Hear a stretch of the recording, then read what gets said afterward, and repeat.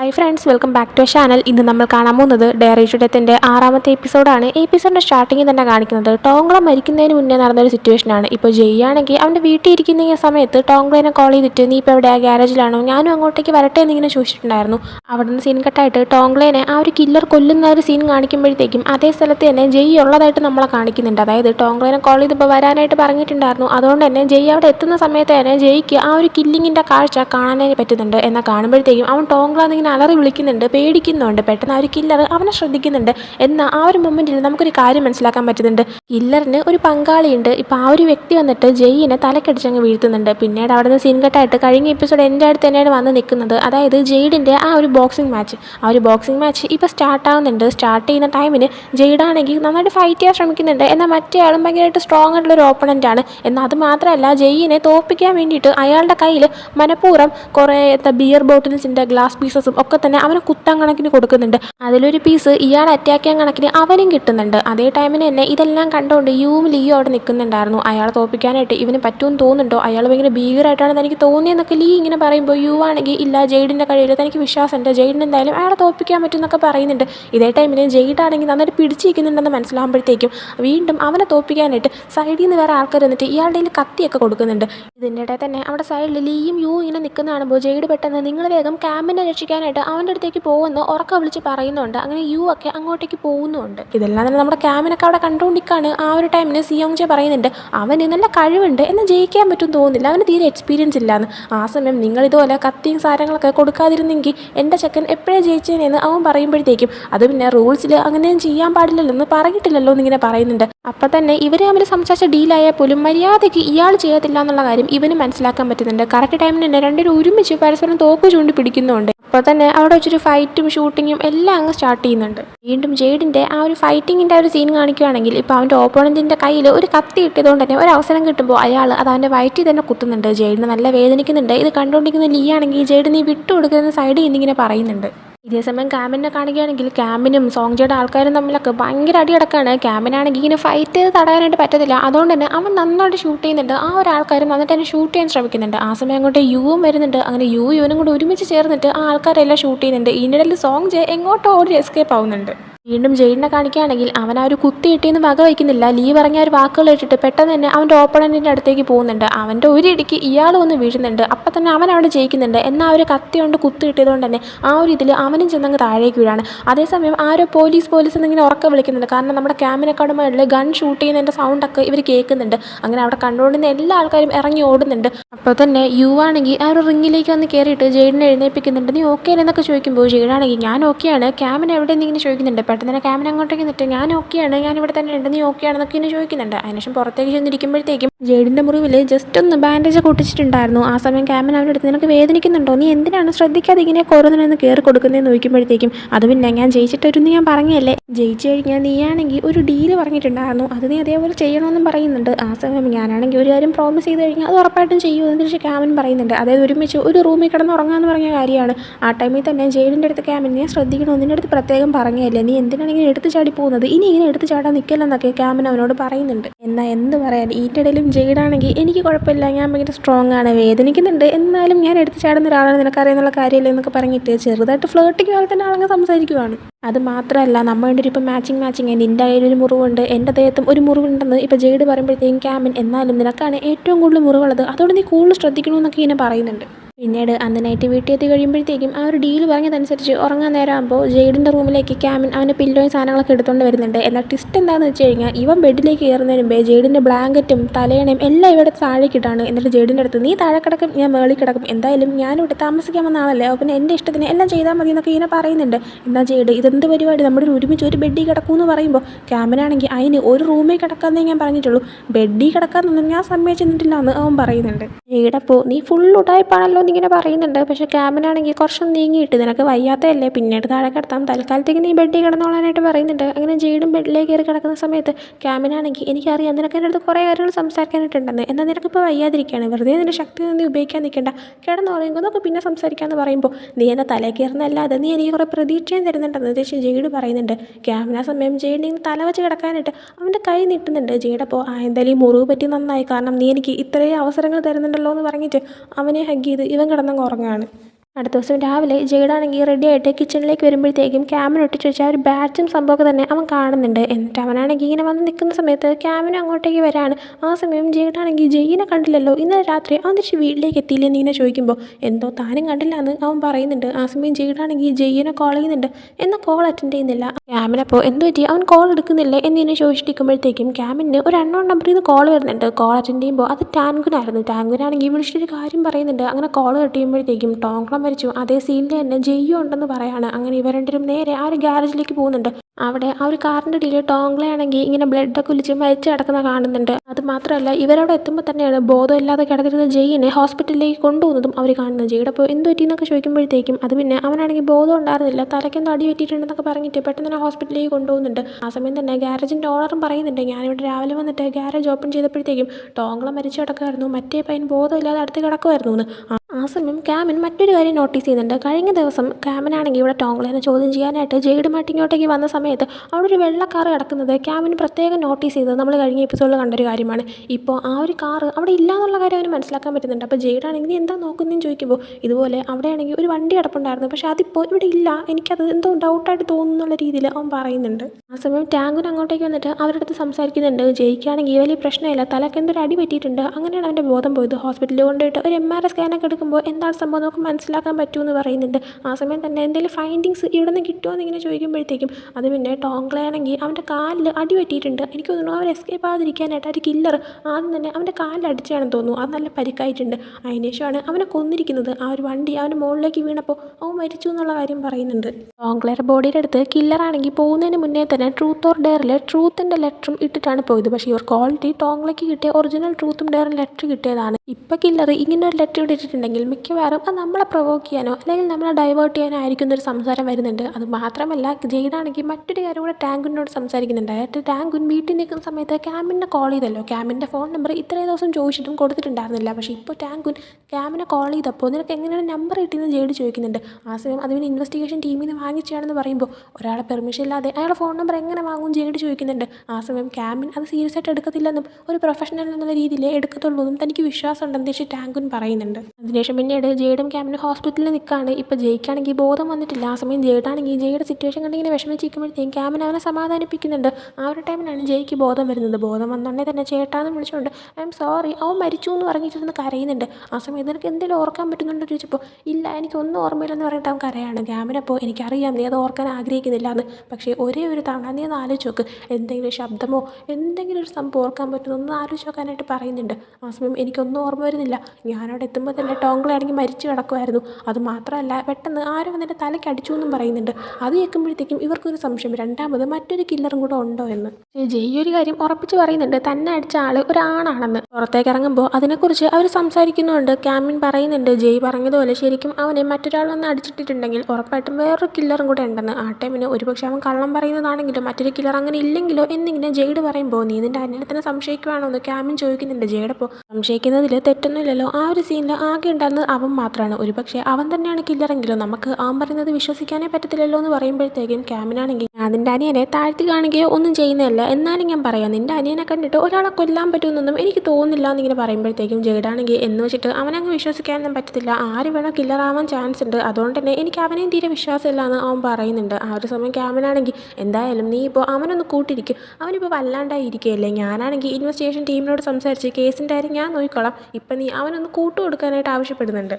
അതിനുശേഷം ജെയ്ഡും ക്യാമിനും ലീയും യുവുമായിട്ട് ഒരു മീറ്റിംഗ് വെക്കുന്നുണ്ട്. കഴിഞ്ഞ ദിവസം സിയോങ് ജയുടെ ഒരു വൈൽഡ് ഹണ്ട് എന്ന് പറയുന്ന ക്ലബ്ബിൽ പോയ സമയത്ത് ആ ഒരു ഫൈറ്റിൻ്റെ ഇടയിൽ തന്നെ എങ്ങനെയൊക്കെയോ ലീയും യുവും കൂടെ ആയിട്ട് അയാൾ കസ്റ്റമേഴ്സിന് കൊടുക്കുന്ന ഡ്രഗ്സിൻ്റെയും കെമിക്കൽസിൻ്റെയൊക്കെ ലിസ്റ്റ് ഇവരെടുത്തിട്ടുണ്ടായിരുന്നു. അങ്ങനെ ആ ഒരു ലിസ്റ്റിൻ്റെ കാര്യങ്ങളെല്ലാം ഇപ്പോൾ ഇവർക്ക് ചെക്ക് ചെയ്യാനായിട്ട് കൊടുക്കുന്നുണ്ട്. എന്നാൽ ക്യാമിനൊക്കെ ശരിക്കും വേണ്ടത് ഈ കെമിക്കൽസൊക്കെ ആര് വാങ്ങിച്ചു എന്നുള്ള ലിസ്റ്റാണ്.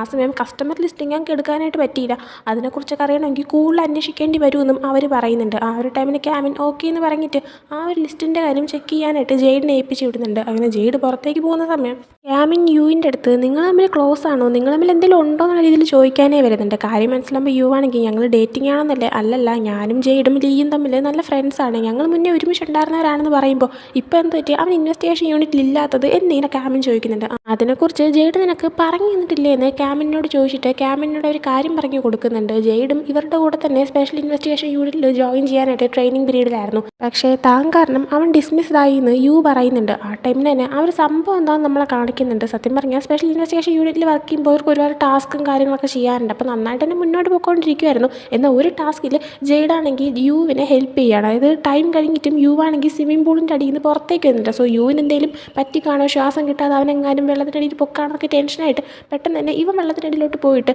യുവിനെ ഹെൽപ്പ് ചെയ്യാനായി ശ്രമിക്കുന്നുണ്ട്. എന്നാൽ ഇത് കണ്ട കോച്ച് ഇതുപോലെ ഇമോഷൻസ് ഒന്നും യൂസ് ചെയ്യാനായിട്ട് പാടില്ല, അങ്ങനെ യൂസ് ചെയ്താൽ അതിൻ്റെ വീക്ക്നെസ്സായി മാറും, അതുകൊണ്ട് തന്നെ ഞാൻ നിന്നെ ഈ ട്രെയിനിങ് പീരീഡിൽ നിന്ന് പുറത്താക്കുന്നു, ഇനി നിനക്ക് ഇത് ജോയിൻ ചെയ്യാൻ പറ്റത്തില്ല എന്നും പറഞ്ഞിട്ട് അവനെ പുറത്താക്കുകയാണ് ചെയ്തത്.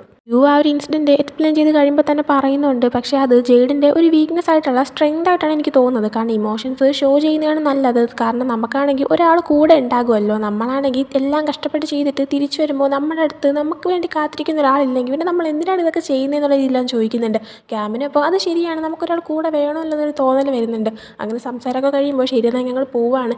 പിന്നെ ജെയ്ഡാണെങ്കിൽ ഇപ്പോൾ വീണ്ടും ഹാപ്പി ആയിട്ടിരിക്കുന്നത് ഞങ്ങൾ കാണുന്നുണ്ട്. അവൻ്റെ ലൈഫിലേക്ക് നീ വന്നതിലേക്ക് ഞങ്ങൾ ഭയങ്കര ഹാപ്പിയാണ്, അവനെ നോക്കിക്കോണേ എന്നൊക്കെ പറഞ്ഞിട്ട് ബായ് പറഞ്ഞ് അവരോടൊന്ന് പോകുന്നുണ്ട്. തിരിച്ച് സീറ്റിലേക്ക് വന്നിരിക്കുമ്പോഴത്തേക്കും ക്യാമിനും ചെറുതായിട്ടൊക്കെ ബ്ലഷ് ആവുന്നുണ്ട്. അതിനുശേഷം കാണിക്കുന്നത് അവിടെ തന്നെയുള്ള ഓഫീസേഴ്സൊക്കെ ആയിട്ട് ഒരു മീറ്റിംഗ് വെക്കുന്നതാണ്. അതിൽ ക്യാമിനാണെങ്കിൽ ഈ ഒരു കാര്യങ്ങൾ, അതായത് ഇതുവരെ കണ്ടുപിടിച്ച ഫൈൻഡിങ്സും കാര്യങ്ങളെല്ലാം തന്നെ പറയുന്നുണ്ട്. ടോങ്ക്ല മരിച്ച ഒരു ഗ്യാരേജിൻ്റെ ഓണർ തന്നെ വീണ്ടും ചോദ്യം ചെയ്യണം, അയാളടുത്ത് അറിയാവുന്ന കാര്യങ്ങളെല്ലാം തന്നെ ചോദിച്ചറിയണം. അത് മാത്രമല്ല ആ ഒരു ഗ്യാരേജിൽ ഒരു വെള്ള കാർ ഞാൻ കിടക്കുന്നത് കണ്ടിട്ടുണ്ടായിരുന്നു, അതിനെക്കുറിച്ചും അന്വേഷിക്കണമെന്ന് പറയുന്നുണ്ട്. ആ സമയം ഓൾറെഡി ഇതിനെപ്പറ്റി ഒരിക്കൽ ജെയ്ഡിനോട് ക്യാമിൻ പറഞ്ഞതുകൊണ്ട് തന്നെ ക്യാമിൻ വീണ്ടും ഇത് തന്നെ പറയുമ്പോൾ നിനക്ക് കാർ ഡൗട്ട് ഉണ്ടോ എന്ന് ജെയ്ഡ് വീണ്ടും ചോദിക്കുകയാണ്. ക്യാമിൻ ആ സമയത്ത് എനിക്കുണ്ട്, കാരണം ഞാൻ ആ കാർ പാസ് ചെയ്ത് പോയപ്പോൾ കാറിൻ്റെ അകത്ത് ഒരു എഞ്ചിനീയറിംഗ് സ്റ്റുഡൻറ്റിൻ്റെ കോട്ട് കിടക്കുന്നത് ഞാൻ കണ്ടായിരുന്നു. എങ്കിൽ പിന്നെ മിക്കവാറും അത് ഈ ഫ്രണ്ട് ഗ്രൂപ്പിലുള്ള ആരെങ്കിലും ആവാൻ ചാൻസ് ഇല്ലേ, എങ്കിൽ എനിക്ക് അത് അറിയണമെന്നുണ്ട്. അതുകൊണ്ട് തന്നെ ഈ ഒരു ഫ്രണ്ട് ഗ്രൂപ്പിൽ ബാക്കിയുള്ളവരെയും കൂടെ ഒന്ന് അന്വേഷിക്കാനായിട്ട് അവരോട് ആവശ്യപ്പെടുന്നുണ്ട്.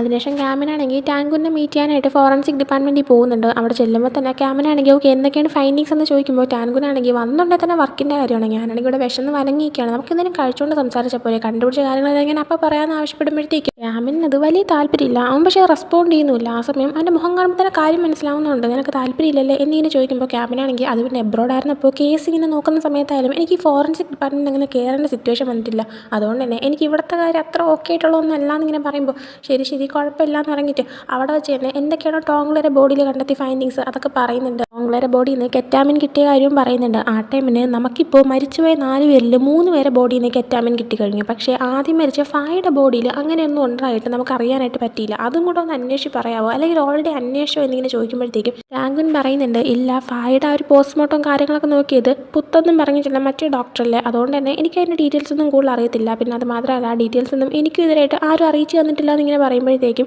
ക്യാമിൻ അതൊന്നും പ്രശ്നമില്ല, ഞാൻ തന്നെ ഒന്ന് കോൺടാക്ട് ചെയ്തിട്ട് ചോദിച്ചു നോക്കട്ടെ, എന്തെങ്കിലും ഇൻഫർമേഷൻസ് കിട്ടുന്നുണ്ടെങ്കിൽ ഞാൻ നിങ്ങളെയും കൂടെ അറിയിച്ചേക്കാമെന്ന് ഇങ്ങനെ പറയുന്നുണ്ട്. എന്നിട്ട് ക്യാമിൻ പോകാനായി തുടങ്ങുമ്പോഴത്തേക്കും ഒന്ന് നിൽക്ക്, എനിക്കൊരു കാര്യം പറയാനായിട്ടുണ്ട്, എന്തായാലും ജെയ്ഡ് ഇവിടെ ഇല്ലല്ലോ, അതുകൊണ്ട് അവൻ എന്തായാലും എന്നെ തടസ്സപ്പെടുത്തില്ല, ഞാൻ ഫുഡ് കഴിക്കാൻ വിളിച്ചപ്പോൾ താല്പര്യം ഇല്ലാഞ്ഞിട്ട് വരാത്തതാണോ അതോ ഞാനുമായിട്ട് കഴിക്കാൻ ഇഷ്ടമല്ലാത്തതുകൊണ്ട് വരാത്തതാണോ എന്നിങ്ങനെ ചോദിക്കുമ്പോഴത്തേക്കും ക്യാമിനാണെങ്കിൽ അങ്ങനെയൊന്നും ഇല്ലാത്ത രീതിയിൽ നിൽക്കുന്നുണ്ട്.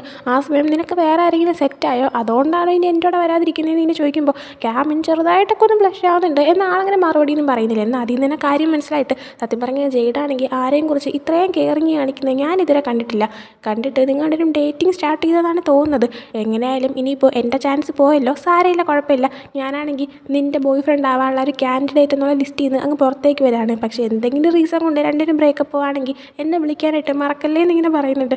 ക്യാമിനും ഓക്കെ എന്ന് പറഞ്ഞിട്ട് അവിടെ നിന്ന് പോകുന്നുണ്ട്. ക്യാമിൻ പോയി കഴിയുമ്പോഴത്തേക്കും ടാൻഗുൻ സ്വന്തമായിട്ട് പറയുന്നുണ്ട് ഈ ജന്മത്തിൽ ഒറ്റയ്ക്ക് സിംഗിളായിട്ട് ജീവിച്ച് മരിക്കാനാണ് എൻ്റെ വിധിയെന്ന്. അതിനുശേഷം ജെയ്ഡിനെ കാണിക്കുകയാണെങ്കിൽ അവനിപ്പോൾ ജെയിൻ്റെ കൂടെ തന്നെ ഹോസ്പിറ്റലാണുള്ളത്. ഡോക്ടർ ഒന്ന് സംസാരിക്കുമ്പോഴത്തേക്കും ഇപ്പോൾ എങ്ങനെയുണ്ട്, അവൻ്റെ മെമ്മറീസ് എല്ലാം ഓക്കെ ആയിരിക്കുമോ, എല്ലാം തിരിച്ചു വരുമോ എന്നിങ്ങനെ ചോദിക്കുമ്പോൾ ഡോക്ടറാണെങ്കിൽ ഇപ്പോൾ നമുക്കൊന്നും പറയാൻ പറ്റില്ല, അവൻ ഫിസിക്കലി ഓക്കെ ആയാൽ അവൻ്റെ മെമ്മറീസ് എല്ലാം തിരിച്ചു വരാൻ ചാൻസ് ഉണ്ടെന്നിങ്ങനെ പറഞ്ഞിട്ട് ഡോക്ടർ പോകുന്നുണ്ട്. ഡോക്ടർ പോയി കഴിയുമ്പോഴത്തേക്കും ജെയ്ഡാണെങ്കിൽ ജെയിനോട് സംസാരിക്കുന്നുണ്ട്, നിൻ്റെ മെമ്മറി എങ്ങനെയാലും തിരിച്ചു വരണം, എനിക്ക് നിന്നെ സംശയം എന്നുള്ള രീതിയിൽ ഇങ്ങനെ സംസാരിക്കുമ്പോഴത്തേക്കും എന്ത് സംശയം എന്നിങ്ങനെ ചോദിക്കുമ്പോൾ ക്യാമിന് നിൻ്റെ ഡൗട്ടുള്ളതിനേക്കാളും കൂടുതൽ എനിക്ക് നിൻ്റെ ഡൗട്ടുണ്ട്, നീ കില്ലറാവാൻ ചാൻസ് ഉണ്ടെന്നിങ്ങനെ പറയുമ്പോൾ ജെയ്യാണെങ്കിൽ എൻ്റെ പൊന്നു ഇവനിത് എന്തിൻ്റെ കുഴപ്പമാണ്, നിന്നെ ക്യാബിൻ എങ്ങനെ സഹിക്കുന്നതാണെന്ന് ജയ് തിരിച്ച് ചോദിക്കുന്നുണ്ട്. ജെയ്ഡാ സമയം ഞാൻ സീരിയസ് ആയിട്ട് തന്നെ പറയാം, എനിക്ക് വർക്കും പേഴ്സണൽ ലൈഫെല്ലാം മാറ്റി വയ്ക്കാൻ അറിയാം, എനിക്ക് നിന്നെ നല്ല സംശയം ഉണ്ടെന്നൊക്കെ പറയുമ്പോഴത്തേക്കും നിനക്ക് ശരിക്കും പേഴ്സണൽ ലൈഫിനെ വർക്ക് ചെയ്യുന്നത് മാറ്റി വയ്ക്കാനായിട്ട് പറ്റുമോ എന്ന് ഇങ്ങനെ ചോദിക്കുന്നുണ്ട്. എന്നാൽ ആക്ച്വലി അവനെ കൊണ്ട് പറ്റുന്നുണ്ടായിരുന്നില്ല, കാരണം വർക്കിൻ്റെ ഇടയിൽ തന്നെ ക്യാബിനോടുള്ള ഫീലിങ്സ് എല്ലാം ഇവനിങ്ങനെ വന്നുകൊണ്ടിരിക്കുകയാണ്. അതുകൊണ്ട് തന്നെ ജെയിനോട് തുറന്ന് സംസാരിക്കുന്നുണ്ട്. ശരിക്കും എന്നെക്കൊണ്ട് പറ്റുന്നില്ല, ഭയങ്കര ബുദ്ധിമുട്ടാണ്, പിന്നെ ഞാൻ ശരിക്കും എങ്ങനെയുള്ളൊരു പയ്യനാണ്, എൻ്റെ യഥാർത്ഥ ക്യാരക്ടർ എന്താണ്, ഇതൊക്കെ തന്നെ ക്യാമിൻ മനസ്സിലാക്കി കഴിഞ്ഞാൽ ഒരുപക്ഷെ അവൻ്റെ അടുത്ത് ഇഷ്ടമൊന്നും തോന്നിയില്ലെങ്കിലോ അതുകൊണ്ട് തന്നെ ഞാൻ ചേഞ്ച് ആവുന്നില്ലേ നല്ലതെന്നുള്ള രീതിയിൽ സംസാരിക്കുമ്പോഴത്തേക്കും ചെയ്യുകയാണെങ്കിൽ നീ ചേഞ്ച് ആവുകയെന്ന് വേണ്ട, നീ എങ്ങനെയാണ് ഇരിക്കുന്നത് അതുപോലെ തന്നെ ഇരുന്നാൽ മതി, ചുമ്മാ എന്തിനാണ് ചേഞ്ച് ആവാൻ നിൽക്കുന്നത്, ഇനി ചേഞ്ച് ആയിട്ട് നിൻ്റെ അടുത്ത് ഇഷ്ടമുള്ളവർക്കും കൂടെ ഇഷ്ടം പോകണ്ടെന്നുള്ള രീതിയിൽ അവൻ പറയുന്നുണ്ട്.